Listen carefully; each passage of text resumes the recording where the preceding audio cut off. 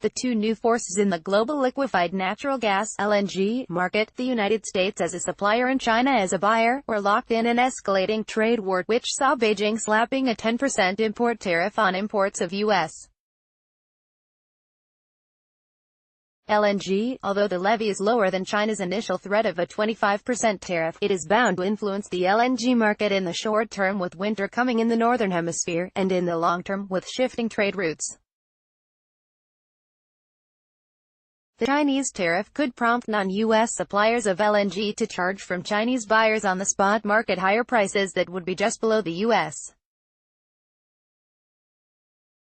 LNG price with the 10% tariff. According to analysts who spoke to CNBC, this higher LNG pricing could cost Chinese buyers, mainly the state-held giants PetroChina, Sinopec, and CNOOC, who are the most active on the market, an additional $4 million to $5 million in expenses on procuring LNG, CNBC reports, quoting energy consultancy Wood Mackenzie.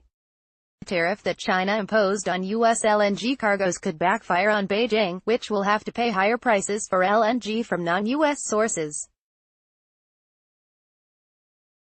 In addition, if Chinese buyers can't swap the U.S. cargoes, they still have to pay more for U.S. LNG due to the tariff.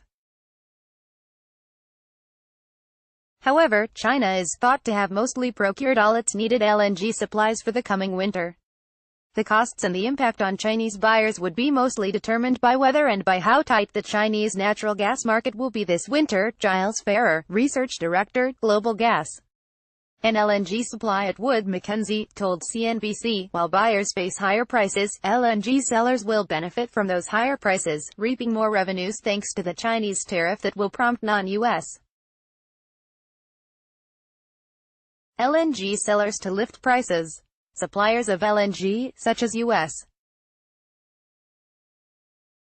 Cheniere and traders like Vitol or Trafigura, stand to benefit from the higher LNG prices, although Chinese importers are said to have already started to shun U.S.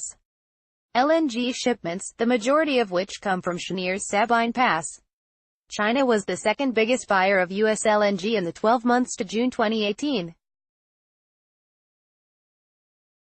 But after the trade war began in earnest, Chinese buyers began to cut purchases of American LNG. According to Woodmac, the impact on the short-term market is likely to be less than we previously indicated.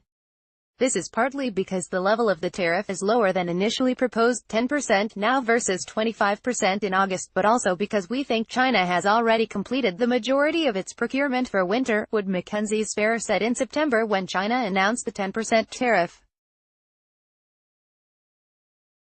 Should China still need more spot cargoes for the winter, supply from Australia's east coast, Indonesia, or Qatar could cost Beijing up to 10% more, but Chinese buyers could be limited in their ability to pay for the higher-priced non-U.S.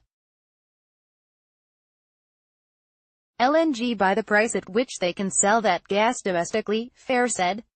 Apart from swapping U.S.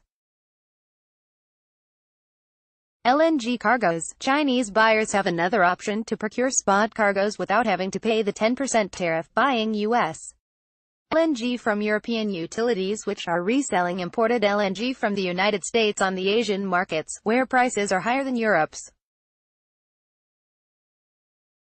China would thus avoid the 10% tariff, because once U.S. LNG enters European storage tanks either for use in Europe or resale in Asia, the gas is no longer considered U.S. gas. Katie Bays, head of energy and industrials at Haidt Capital Markets, told CNBC, due to the Chinese tariff, the LNG market is currently a great place to be for sellers and traders, while it's a tough market for buyers, Bays said.